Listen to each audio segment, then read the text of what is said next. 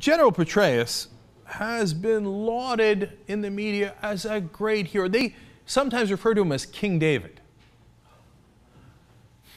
Now, here's a guy who was in charge of Iraq when Iraq was a disaster. My God, in 03, 04, 05, 06, have you ever seen an America in such a military mess in your life?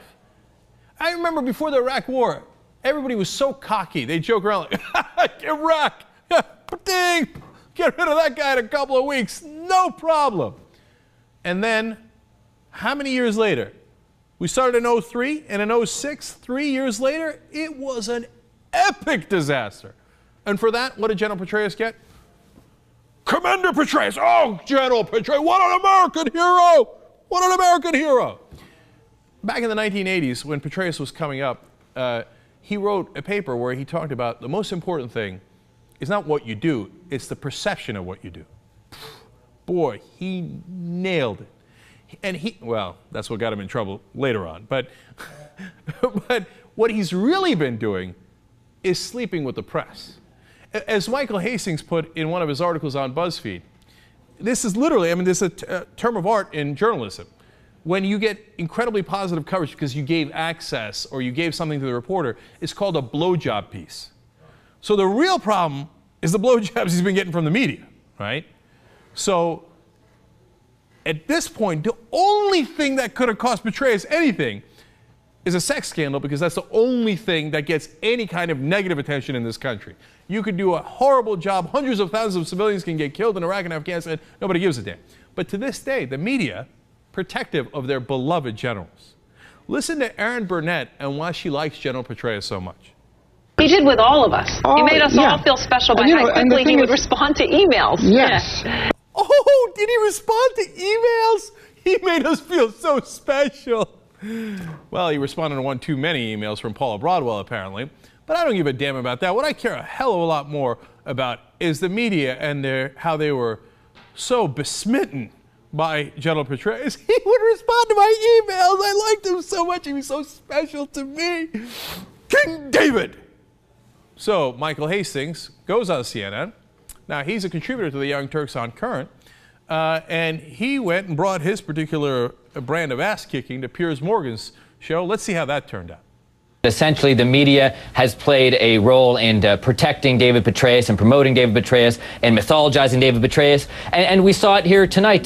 General Kimmett, who was a spokesperson in Baghdad, who was a roommate of Petraeus, who was involved in one of the biggest debacles in recent foreign policy history, is on TV, defending David Petraeus without actually addressing the real problems with David Petraeus' record. A number of other journalists who were actually covering David Petraeus were raising those concerns. You might not get that from someone like Barbara Starr at CNN, who essentially is a spokesperson for the Pentagon in many ways.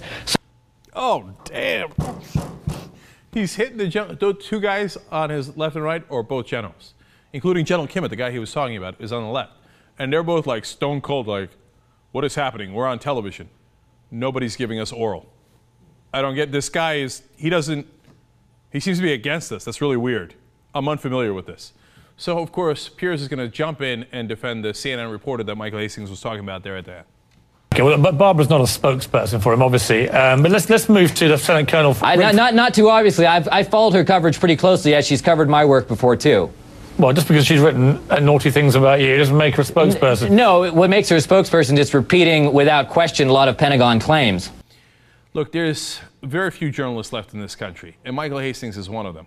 And he writes unflinchingly about the Pentagon. And when he did about General Stanley McChrystal, and Stanley McChrystal had to step down because of the piece that Michael Hastings wrote, which was totally true.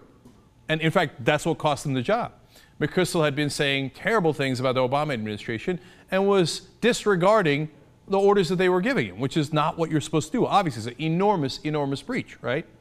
So when he does that, the rest of the press flip out. They're like, what are you doing? You're breaking the rules. The rules are the Pentagon gives us a press statement, we read it on CNN, and then we give a sharp salute.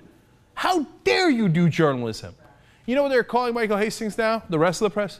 A provocateur. How could you possibly provoke the government when instead we're supposed to be stroking them? Hastings ain't done with them yet. One more.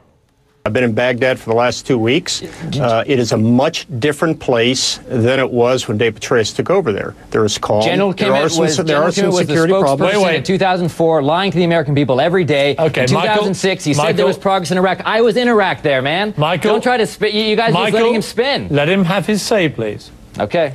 Listen, I was over there as a private businessman. I've been going in there for the last 9 years, both in uniform and as a State Department official, and now as a private individual. Oh, well, then I really trust you because you're making money off of it. And Michael pointed that out later in the segment, too.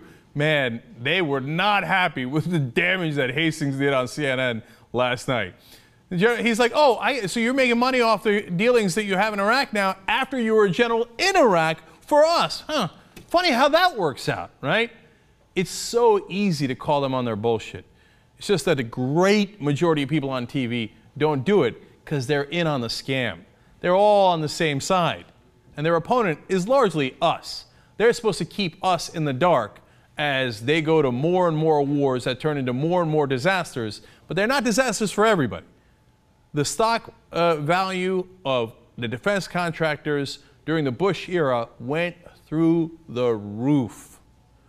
Believe me, a lot of these generals that then worked for those defense contractors made a ton of money. Somebody got paid. It's you and I who got screwed. And when Hastings points that out, that's when they get livid. By the way, Michael Hastings will be guest hosting the Young Turks on Current Television next week, 7 p.m. Eastern, along with Michael Schur and Professor Tricia Rose. Those are going to be great shows. Don't miss any of it.